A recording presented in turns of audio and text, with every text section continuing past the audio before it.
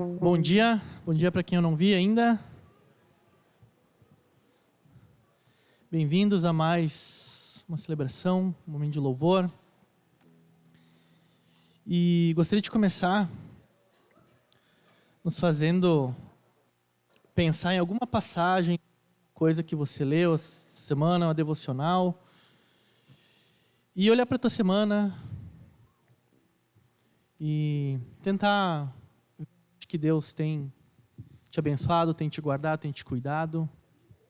Enfim, vou dar um tempinho para a gente se conectar e prestar o louvor que é devido ao nosso Deus. Vou dar uns minutinhos, depois a gente começa daqui.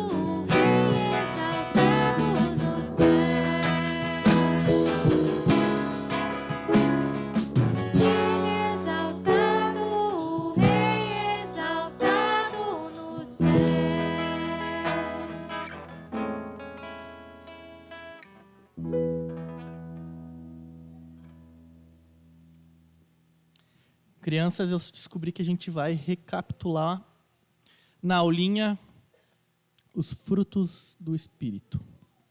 Querem vir aqui me ajudar?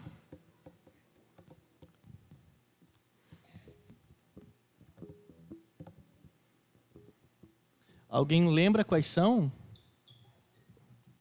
Primeira vez que eu decoro os frutos do Espírito. Música ajuda bastante em decorebas.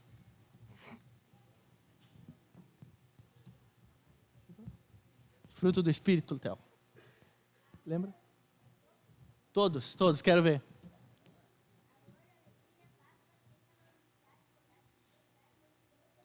Aí, ó, viu?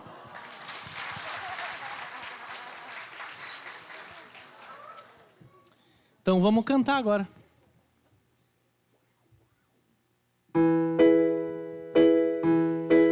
fruto do Espírito tem 9 partes, parece tangerina.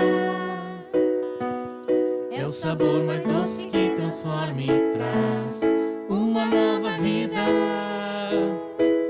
Só recebe o fruto aquele que obedece e em Deus confia. Em você um milagre vai acontecer. Oh, que coisa linda!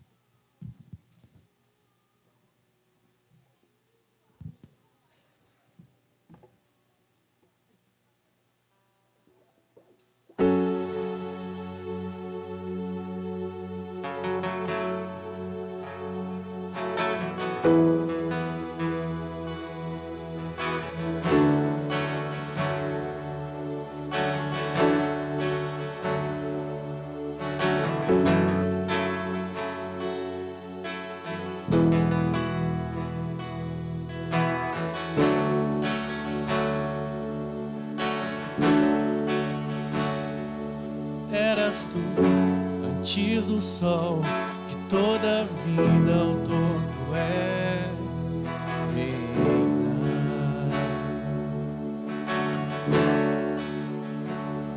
E pelo som da tua voz, impérios dobram-se aos teus pés, reinas.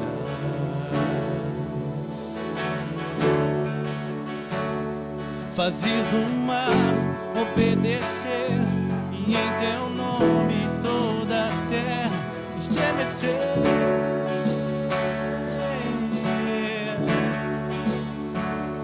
E sob a luz a se prostrar, o universo a declarar que reina.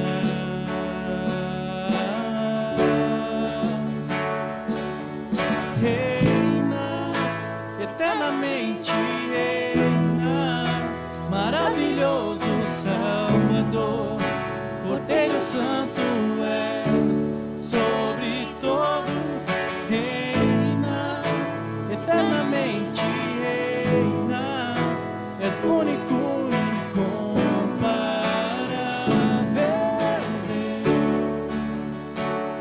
O sopro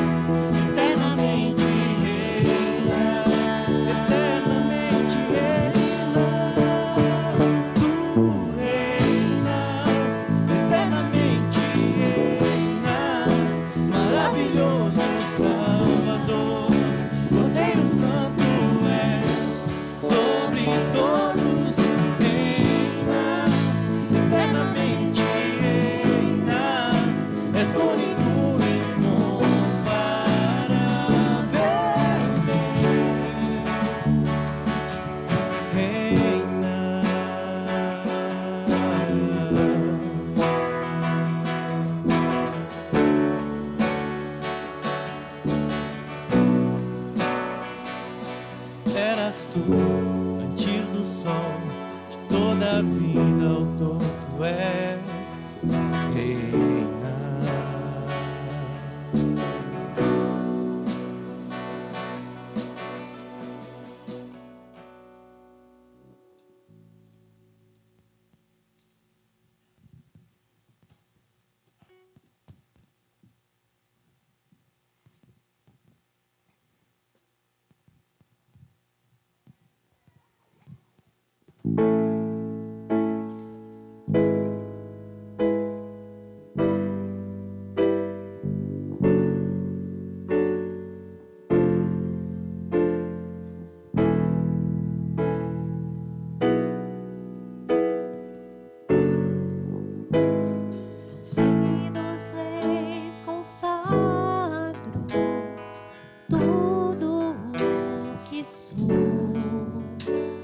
De gratos louvores transborda o meu coração. Minha vida eu entrego nas tuas mãos, meu Senhor, pra te exaltar com todo meu amor. Eu te louvarei conforme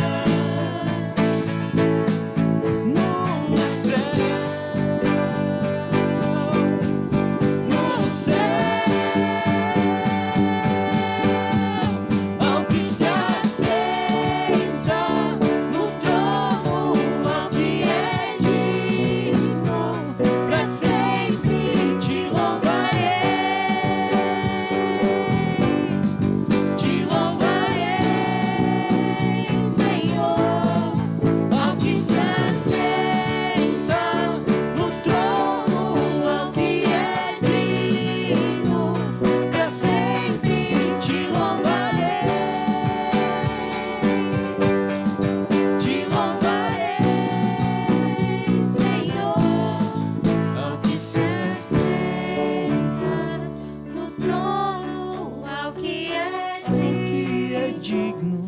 Pra sempre te louvarei.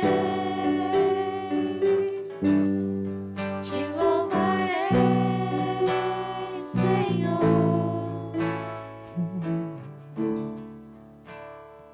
Senhor Deus e Pai, Tu és muito mais do que nós cantamos aqui. Tu és o grande eu sou. E para cada um o Senhor tem talvez um significado uma característica tua, Pai, um atributo teu que nos chama mais atenção, talvez por circunstâncias que passamos. Que a gente possa lembrar de todos eles, começando por esse que vem à nossa mente agora, e possamos te louvar, Pai. Recebe esse nosso louvor de pessoas imperfeitas, mas que o Senhor, Pai, tem grande poder e transforma, Pai. Transforma o nosso coração, as nossas vontades, e o Senhor nos alinha, Pai, conforme o teu plano inicial. Tem misericórdia de nós, Pai, e transforma esse nosso coração, Pai, para que possamos viver com sabedoria em obediência a Ti, Pai. Em nome de Cristo que oramos e agradecemos. Amém. Pode sentar, gente. Bom dia. Bom dia. Gente, quem tem um lugar vazio aí perto, levanta a mão, por favor. Tem um pessoal de pé lá atrás. Agora as crianças sobem e aí liberam os espaços. Aqui perto da bateria, ninguém gosta de baterista, ó, tem bastante lugar ali. Aqui na frente temos alguns também, aqui no meio. Pode ir entrando aí, pessoal.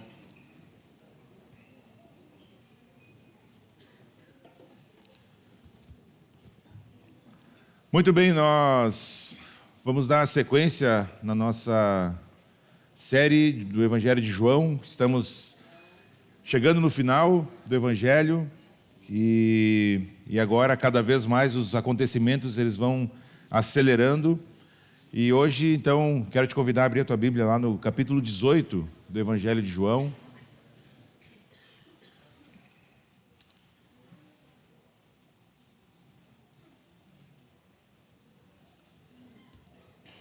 Nós vamos ler dos versículos 1 até o 11. João capítulo 18, versículos 1 até o 11.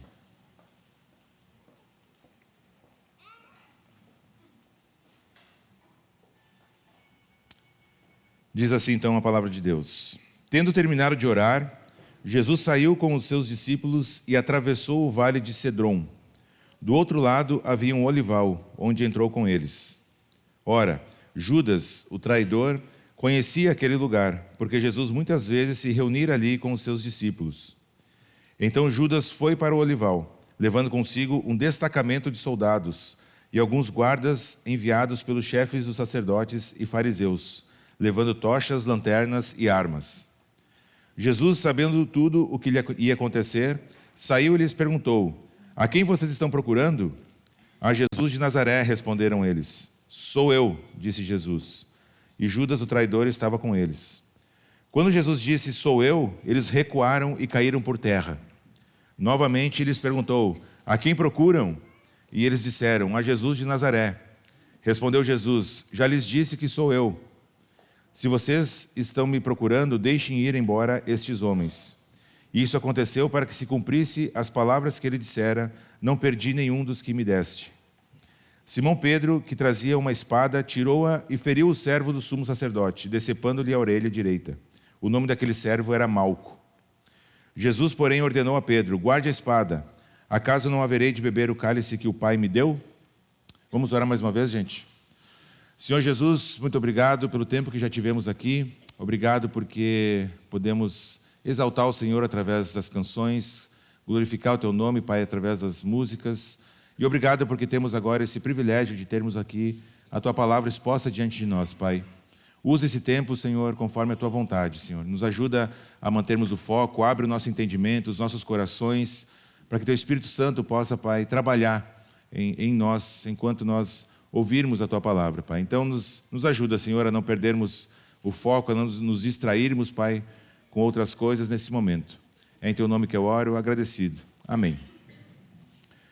Muito bem, então, nós temos aqui o relato do Evangelho de João a respeito da prisão do Senhor Jesus E obviamente que se você já leu esse relato nos outros evangelhos, você percebeu que aqui João dá alguns detalhes que os outros evangelhos não dão e também omite alguns detalhes que os outros evangelhos dão.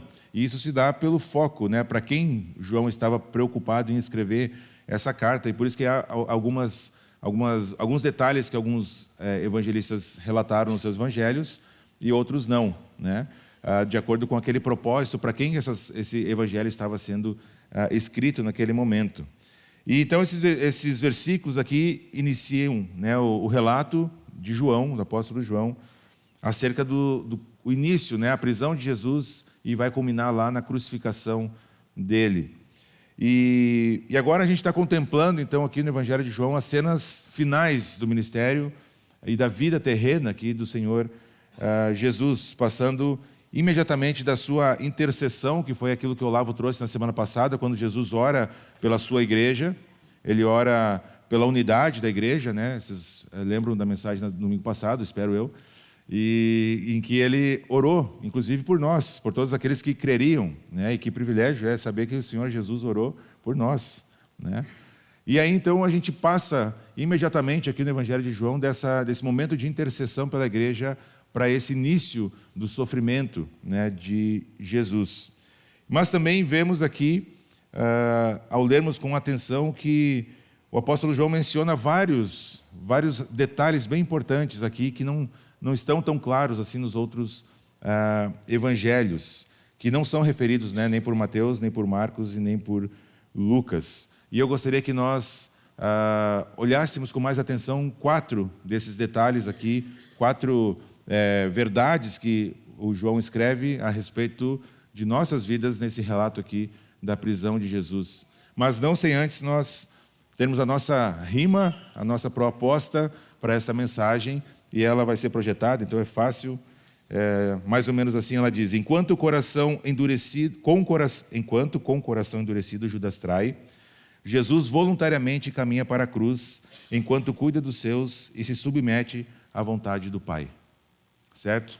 Então nós vamos ver cada um desses aspectos aí desta rima. Então, em primeiro lugar, nós temos essa dureza de coração exposta aqui diante de nós, quando Judas é aquele que traz, então, esse destacamento romano junto com os guardas do templo para prender Jesus.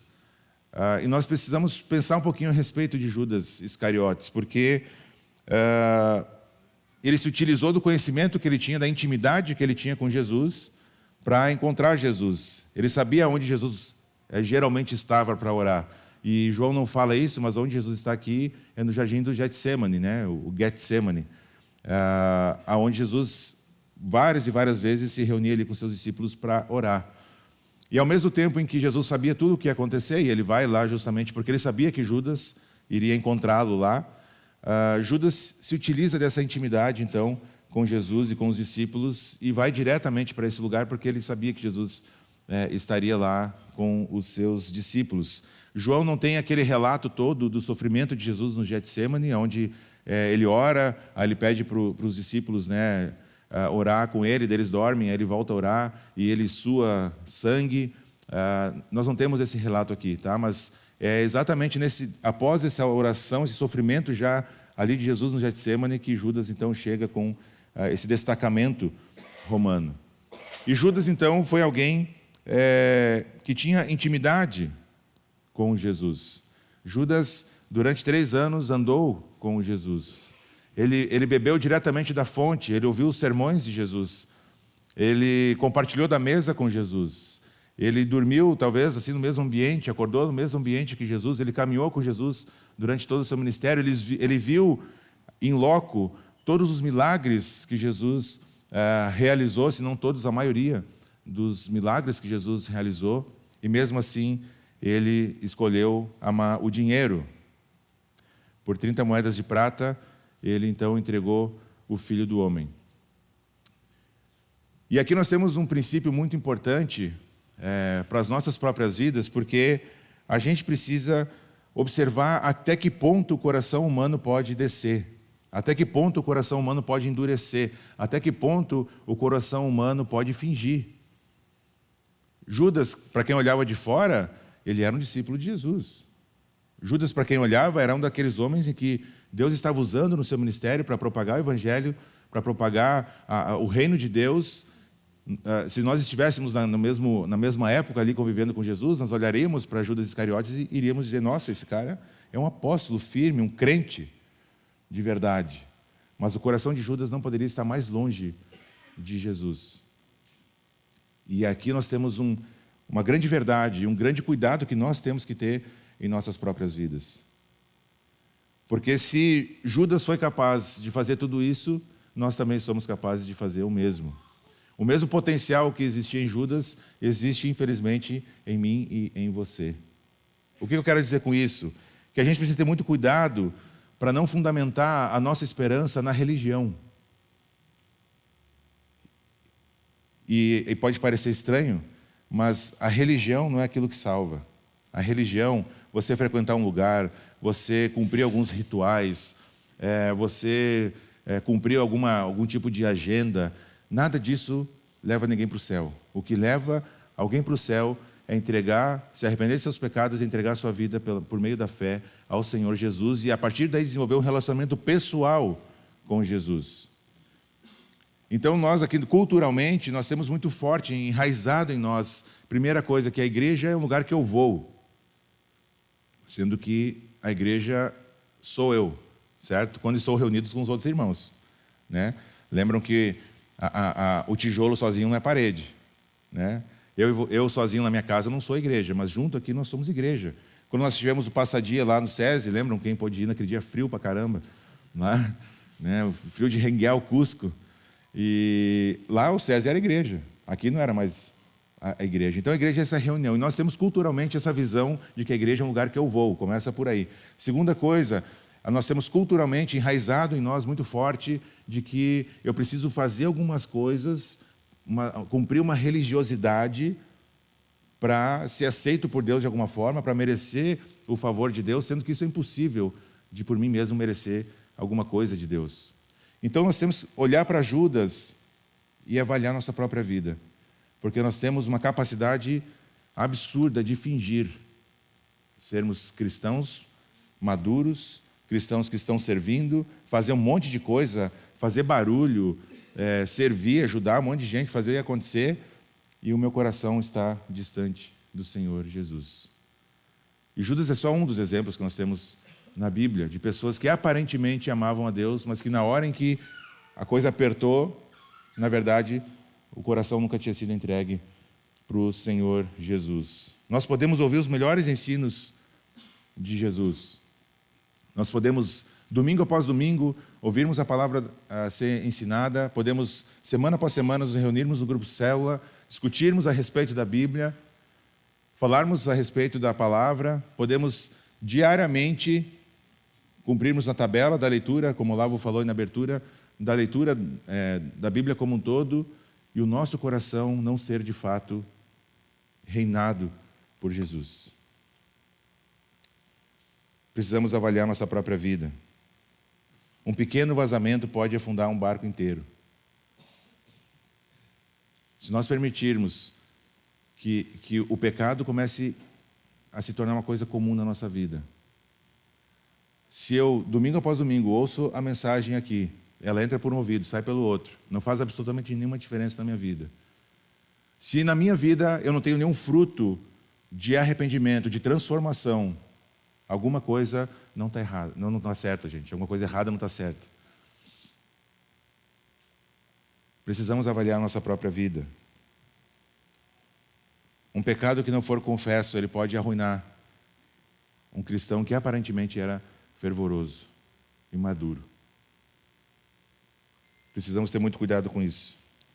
Lembre-se de Judas Iscariotes. A vida de Judas é uma lição para nós, uma dura lição, de que a gente pode fazer tudo que nem um cristão verdadeiro, mas o nosso coração não ser de Jesus. A segunda verdade que nós temos aqui nesse texto está no versículo 6. Nós vemos a completa voluntariedade de Jesus em cumprir aquilo que o Pai havia o enviado para fazer. No versículo 6, nós lemos assim: quando Jesus disse, sou eu, eles caíram por terra, recuaram e perguntou, a quem procuram? Jesus é quem vai até esses homens quando eles entram, não são eles que acham Jesus. Jesus vai até lá e pergunta, a quem vocês procuram? Eu estou aqui, eu sei que ele sabia, obviamente, né, que aqueles homens estavam procurando, mas é ele que vai. Ele sabia tudo o que iria acontecer. Ele pede para Deus na oração ali no jardim, se possível, afasta de mim esse cálice, mas que seja feita a tua vontade. Nós vamos ver isso mais para frente um pouquinho. Jesus voluntariamente, então, se apresenta aquele destacamento de soldados. E aqui Jesus revela um relance da sua majestade, porque quando ele diz sou eu, o que acontece com aquele destacamento de soldados? Eles recuam e caem por terra. Jesus não estava sendo preso, Jesus estava se entregando. Há uma grande diferença nisso. Nenhum exército romano poderia prender Jesus. Nem todos os soldados do mundo poderiam prender Jesus, se ele não quisesse. Jesus se entrega. E só para deixar claro quem que está no comando da situação, aqueles homens caem por terra, se ajoelham diante de Jesus. E aí, talvez eles se recompõem, né? E aí Jesus, quem vocês estão procurando?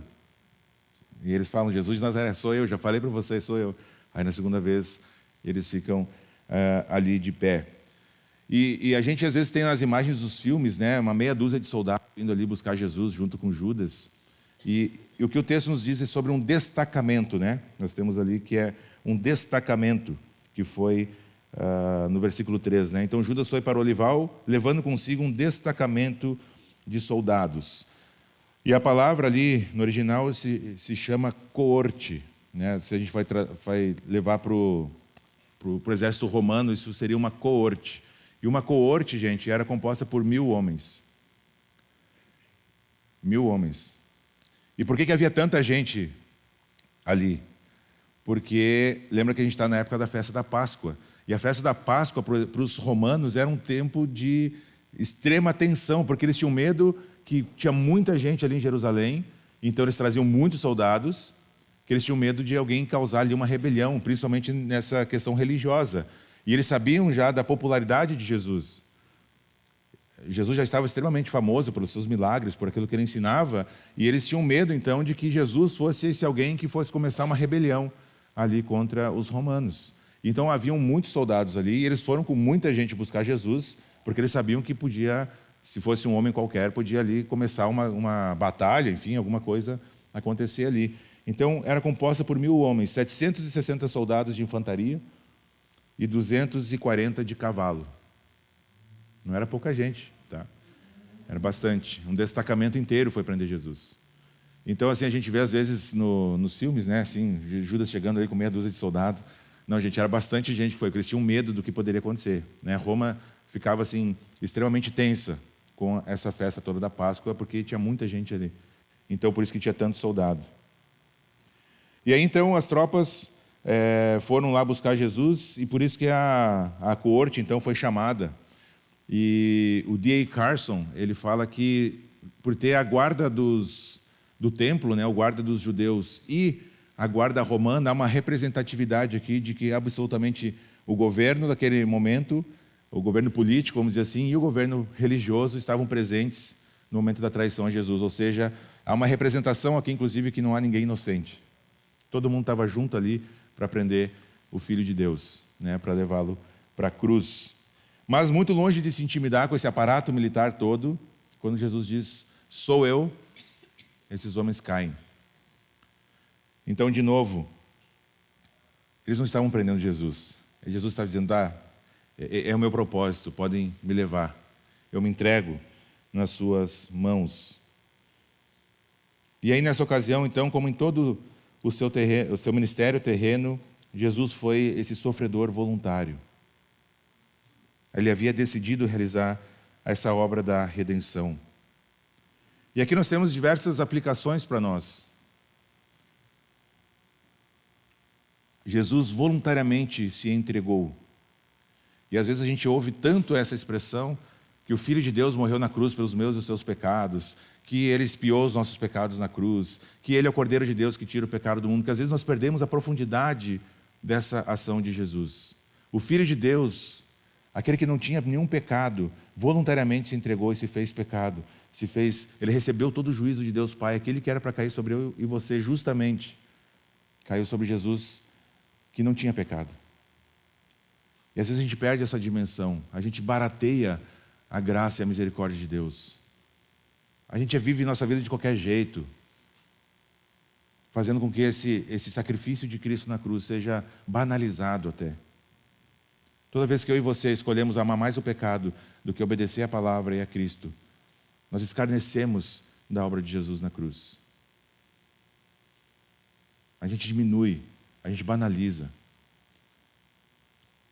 a forma como ele se entregou espontaneamente para o nosso lugar. Hebreus 12, versículo 2, diz assim: Ele, Jesus, pela alegria que lhe fora proposta, suportou a cruz, ao desprezar a vergonha, e assentou-se à direita do trono de Deus. Pela alegria que lhe foi proposta, Jesus voluntariamente, e porque estava obedecendo ao Pai,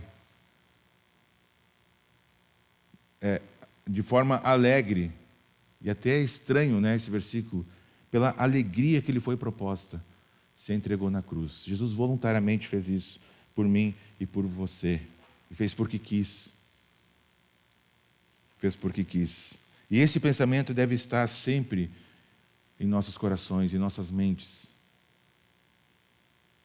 O preço do sacrifício de Jesus na cruz. Nós temos um Salvador que está mais disposto a nos salvar do que nós estamos dispostos a ser salvos. Tamanho é esse amor de Jesus. Nós precisamos relembrar dessa verdade constantemente. Isso vai nos ajudar na luta contra o pecado, a não cair nas tentações, a buscarmos cada vez mais uma vida de santificação que agrada a Deus. Isso é vida com Jesus. Não é cumprir uma tabela, não é fazer um monte de coisa para merecer alguma coisa de Cristo, é entender o tamanho do sacrifício de Cristo e que eu não tenho como merecer isso, mesmo assim Ele me dá.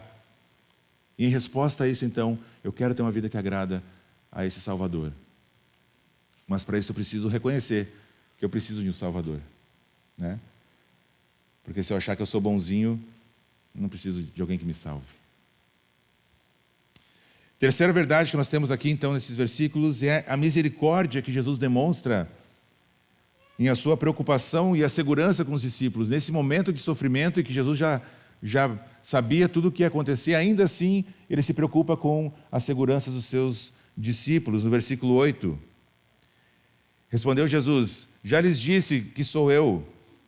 Se vocês estão me procurando, deixem ir embora estes homens. E aqui Jesus cumpre aquilo que ele tinha dito lá no capítulo 6 de João. Lá no início, né, na nossa série aqui, no versículo 39. E ali na tua Bíblia está escrito por que Jesus fala isso. Porque ele diz, para se cumprir o que ele disse: não perdi nenhum dos que me deste. Nenhum daqueles que o Pai deu a Jesus, ele perdeu. Nem nesse momento de sofrimento, nem nesse momento em que ele estava já antecedendo ali os momentos da sua crucificação. Ainda assim ele se preocupa e diz: olha, é a mim que vocês querem? Que, gente, vamos combinar, qual que seria o normal? Era prender a gangue toda, não é?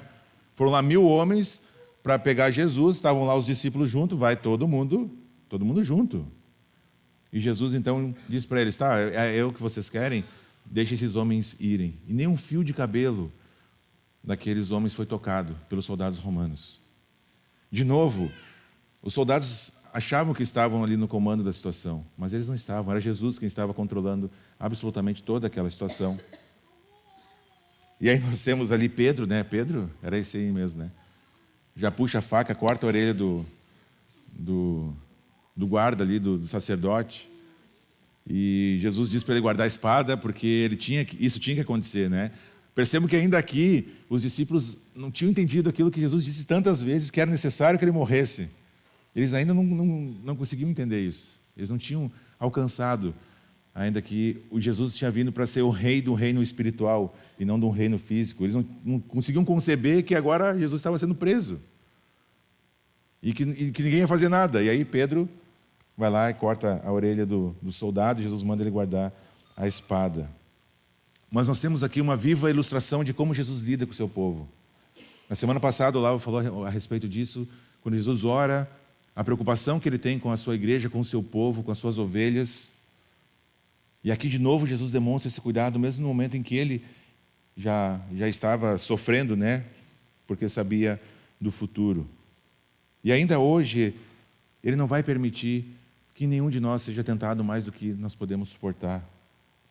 Ainda hoje, esse mesmo Jesus que simplesmente falou, sou eu, e um exército inteiro se dobrou diante dele, é o mesmo que tem o poder sobre aquilo que está acontecendo na minha e na sua vida.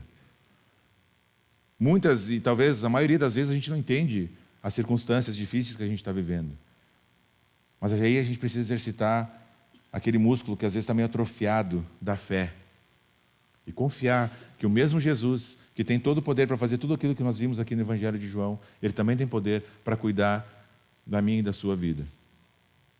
Nem sempre vai acontecer como a gente quer, mas a gente tem que descansar no cuidado desse Cristo. Se ele deu a própria vida, se ele não perdeu nenhum dos que o Pai deu, ele tem poder absoluto para cuidar muito melhor da minha e da sua vida do que nós mesmos. João 10, capítulo 28, Jesus diz, eu lhes dou a vida eterna, e elas jamais perecerão, ninguém as poderá arrancar da minha mão. Jesus está falando das ovelhas. E a preocupação de Jesus não é te dar aquilo que você deseja aqui. A preocupação de Jesus não é te dar um trabalho melhor, não é te dar um ganho melhor, não é te dar um carro melhor, 2, 3, 5, 10 casas para você morar. Se ele der isso, amém. Louve e glorifique a Deus por isso e use isso para a glória de Deus e para a expansão do reino de Deus. Agora, se não te der aquilo que você deseja, a prioridade de Jesus não é te dar essas coisas. A prioridade de Jesus é te dar a vida eterna. Essa é a prioridade de Jesus. Nos milagres em que nós vimos Jesus fazer, diversas vezes a pessoa, antes de ser curada, Jesus perguntava sobre a fé, perguntava se ela se arrependia, se ela confiava, e a pessoa era salva e depois curada. Porque a preocupação de Jesus não era a cura física, mas é a cura espiritual. E essa preocupação continua até hoje sobre a minha e sobre a sua vida e sobre a vida das pessoas que não conhecem ainda. Então a nossa prioridade precisa ser a de descansar em Cristo, entregar a nossa vida, fazer aquilo que nos cabe. E o impossível a gente deixa com Deus. O impossível a gente descansa em Deus. Sempre a gente deve descansar nessa verdade preciosa de que Ele cuida de nós. Nas horas mais difíceis das nossas vidas, os olhos do Senhor, Criador de todas as coisas, está sobre você também. Pode ser que ninguém entenda aquilo que você passou, está passando, vai passar. Às vezes a gente tem a tendência de pensar que ninguém entende a nossa dor, né? Onde que está apertando o nosso sapato. Mas pode ter certeza que Jesus sabe muito mais até do que você sobre o seu sofrimento, sobre a sua situação. E de novo, né, como já falei outras vezes aqui, se o Senhor é o nosso pastor, no Salmo 23, esta é a afirmação, né? O Senhor é o meu pastor, de nada terei falta. Então, se aquilo que você não tem hoje, você não precisa. Porque se você precisasse, se fosse uma necessidade, o pastor teria te dado. Que bom descansar nisso, né? Não ficar ansioso, não ficar... E quando vai acontecer? E quando vai acontecer? E quando vai acontecer? Vamos aprender a confiar e descansar no nosso Deus. E por último, nós temos então essa perfeita submissão de Jesus.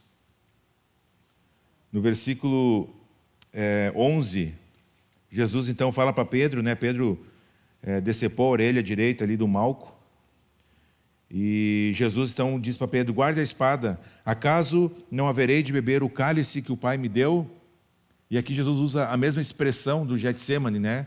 Pai, afasta de mim esse cálice, mas que seja feita, se não for possível isso, que seja feita a tua vontade.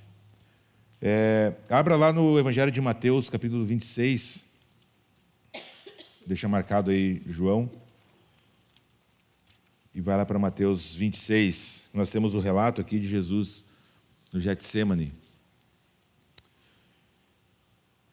E Jesus, por 2 vezes aqui, ora ao Pai, usando a mesma expressão de beber do cálice. Então, Mateus, versículo 26, capítulo 26, o versículo 39. Indo um pouco mais adiante, prostrou-se com o rosto em terra e orou: Meu pai, se for possível, afasta de mim este cálice, contudo, não seja como eu quero, mas assim como tu queres. E no versículo 42, de novo, retirou-se outra vez para orar: Meu pai, se não for possível afastar de mim este cálice, sem que eu beba, faça-se a tua vontade. Jesus se submete à vontade de Deus Pai, aquele que o enviou.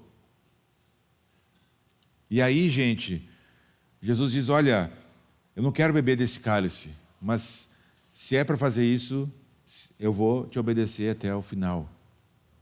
E aqui, de novo, ele usa essa mesma expressão: acaso não haverei de beber do cálice que o Pai me deu? Jesus se submete à vontade do Pai. E a gente vê essa atitude de Jesus como um exemplo perfeito e supremo de obediência. E se Jesus, que é Deus, se submeteu à vontade do Pai, quem eu e você pensamos que somos para não nos submetermos à vontade de Deus? Quem eu e você pensamos que somos para questionar a Deus de forma arrogante, pensando que a gente pode fazer melhor do que Deus? Porque uma coisa é questionar a Deus de forma humilde, querendo saber o propósito, a vontade de Deus. Outra coisa é questionar Deus dizendo para Ele o que Ele deve fazer. São duas coisas bem diferentes. Muito cuidado com essa postura, porque ela é um início de endurecimento do coração. A soberba, ela vai preceder a ruína. Quando a gente começa a achar que pode andar sozinho, quando a gente começa a achar que pode decidir as coisas sem depender de Deus, sem procurar na palavra de Deus o que Ele fala a respeito, a gente vai ir de mal a pior. Pode ser que no primeiro momento, aparentemente, a gente vá bem, mas logo ali na frente, a gente vai se dar mal. E se isso ainda não acontecer, a gente volta lá para o primeiro ponto, em que a gente precisa avaliar o nosso coração, se realmente foi entregue para Jesus ou não. Porque o próprio Evangelho de Mateus, Jesus fala que naquele dia, no último dia, vão ter muitas pessoas que vão vir falar: Senhor, Senhor, eu fiz isso, eu fiz aquilo, expulsei demônio, fiz milagre em teu nome.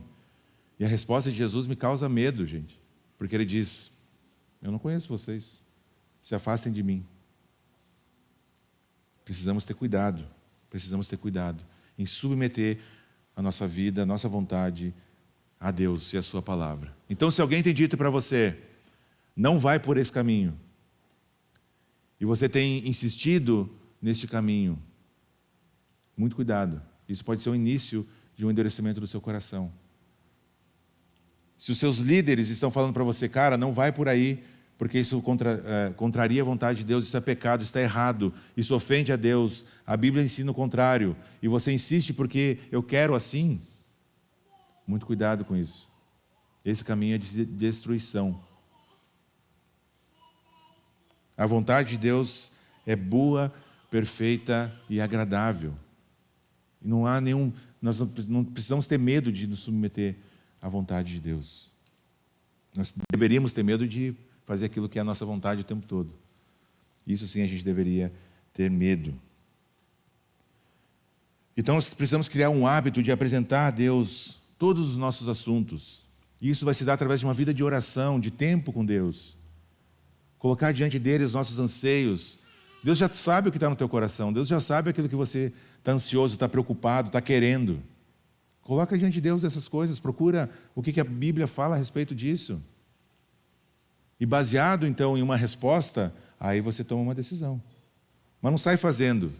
E aí, quando dá ruim, é culpa de Deus que não cuidou de você. O John Charles Ryle, ele fala o seguinte: o homem verdadeiramente sábio é aquele que aprendeu a dizer em todas as circunstâncias da vida: dá-me o que tu quiseres, coloque-me onde tu desejares, faça comigo o que for do teu agrado. Faça-se a tua vontade e não a minha. Este é o homem sábio. É o homem que repete as palavras de Jesus no Getsemane. Não é possível afastar esse cálice? Não é possível isso? Tá bom, que seja feita a tua vontade, não a minha. Esse é o homem que tem a mente de Cristo. Por causa da vontade própria, Adão e Eva caíram, trazendo o pecado e a miséria para o mundo. A completa submissão à vontade de Deus é a melhor preparação para o céu, onde Deus será tudo. Gente, no céu, nós vamos estar diante de Deus. No céu, a vontade de Deus vai ser feita e vai ser cumprida. No céu, Deus vai ser tudo. No céu, nós vamos estar na presença desse Deus. E o que o John Charles Wright está falando é que submeter aqui a nossa vontade a Deus é uma preparação para o céu.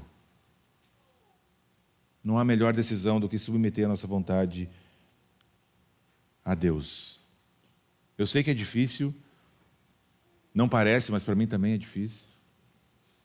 Dói, às vezes eu queria tanto alguma coisa, mas não é como Deus quer. E aí a gente tem que submeter, torcer o nosso braço, né? E não tentar torcer o braço de Deus para fazer a nossa vontade. Eu sei que é difícil, isso exige de nós disciplina, exige de nós tempo de oração, de leitura da palavra, vida pessoal, particular com Deus, colocando para Ele os nossos anseios, nossos desejos, nossas preocupações. Não é um botão que a gente aperta e aí está tudo certo, submeter minha vontade. Não é assim, gente, é uma luta constante, diária, mas que nós somos chamados a batalhar. Muito bem, para nós então concluirmos, 3 aplicações aqui talvez para nós, que cada um de nós possa avaliar a dureza do próprio coração, diante da vida de Judas, diante do fingimento todo de Judas, que a gente possa avaliar a nossa própria vida também, se nós não temos fingido, e principalmente aqueles que são cristãos há mais tempo, a gente começa a pegar as manhas de fingir, de parecer uma coisa que não é, para ninguém incomodar. Então eu faço uma coisinha aqui, eu falo de um jeito assim, eu até oro de vez em quando, e a gente vai pegando um jeitão, né? E o nosso coração às vezes está distante de ser transformado, de dar frutos de arrependimento. Cada um de nós precisa avaliar o próprio coração. Que em qualquer circunstância descansemos no cuidado do Senhor Jesus, sabendo que Ele voluntariamente se entregou no nosso lugar. Voluntariamente. Ele quis. Nós não merecemos, gente. Que grande presente é esse que Ele nos deu. Que a gente consiga descansar nisso, sabendo que Ele vai cuidar das circunstâncias de nossas vidas. Ele tem poder para fazer muito mais daquilo que a gente pensa, sonha, imagina e pede. E por fim, que a gente avalie as nossas próprias vidas à luz desses versículos, principalmente no que diz respeito à submissão de todas as áreas de nossa vida a Deus, assim como Jesus o fez. O cristão sábio, o cristão maduro, vai o tempo todo, constantemente dizer que seja feita a tua vontade. Que seja feita a tua vontade. Eu queria sim, mas que seja feita a tua vontade. Eu adoraria que acontecesse isso, mas que seja feita a tua vontade. O tempo todo, em todas as circunstâncias. Amém? Vamos orar, gente? Senhor Jesus, muito obrigado pela tua palavra. Obrigado pelo tempo que tivemos aqui nessa celebração, Pai. Por esse relato que João nos traz, da forma como o Senhor se entregou para ser preso, para ser levado, Pai, a um julgamento e finalmente se entregar na cruz, Pai, para ressuscitar no terceiro dia. Obrigado, Pai, porque ainda temos tempo, pela Tua graça e pela Tua misericórdia, de nos arrependermos de nossos pecados, Pai, de avaliarmos nossa própria vida e que Teu Espírito Santo, Senhor, nos ajude nisso. Que o Senhor nos traga à tona, Senhor, áreas de nossos corações que talvez estão endurecidos, que estão rebeldes, que estão de forma arrogante se contrapondo ao Senhor. Pai, nos ajuda a detectarmos a religiosidade vazia em nossas vidas. Nos ajuda a percebermos, Pai, se temos somente cumprido tabela e não tido um relacionamento pessoal com o Senhor. E transforma, Pai, as nossas vidas, porque sem o Senhor não podemos fazer coisa alguma, Pai. Nos ajuda a descansarmos na verdade que o Senhor cuida de nós, nos dando aquilo que precisamos, Pai. Não exatamente aquilo que gostaríamos, que queríamos, mas tudo aquilo que nós precisamos. Nos ajuda, Senhor, a não termos uma vida de ansiedade, de incredulidade no Teu cuidado, mas que crendo, Senhor, no Teu cuidado sobre nossas vidas, possamos abandonar, Pai, a ansiedade, aquilo que nos oprime, sabendo que o Senhor vai nos levar aos pastos verdejantes, porque o Senhor é o bom pastor. Pai, nos ajuda também a submetermos a nossa vontade ao Senhor. Quão difícil é, Pai, muitas vezes, nos colocarmos de joelhos diante do Senhor, entregar para Ti os nossos planos, os nossos sonhos, os nossos desejos, nossas vontades, Pai, em submissão para que a Tua vontade seja feita. Nos ajuda, Senhor, quebranta o nosso coração. E eu digo isso com temor, porque eu sei que muitas vezes vai ser dolorido, vai ser doído, Pai, esse quebrantamento. Mas nós não estamos aqui para viver uma vida para nós mesmos. Nós não fomos criados, Pai, para vivermos uma vida onde simplesmente vivemos os nossos próprios prazeres e fazemos aquilo que são as nossas vontades. Nós estamos aqui para glorificar o Senhor, para submeter nossa vida a Ti, para sermos cada vez mais parecidos com Cristo. E que o Senhor conduza cada um de nós aqui nesse processo, Pai. Obrigado, Senhor, pela Tua graça, a Tua misericórdia, pelo Teu perdão, a Tua paciência conosco, Senhor. Nos transforma, Pai, a imagem de Cristo, conforme a Tua vontade e o Teu propósito para cada um, Senhor. Abençoa, Pai, o nosso domingo, abençoa, Senhor, a nossa semana, conforme a Tua vontade. É em Teu nome que eu oro, agradecido. Amém. Amém. Muito bem, então, meus queridos, nós encerramos por aqui. Até domingo que vem, se Deus permitir.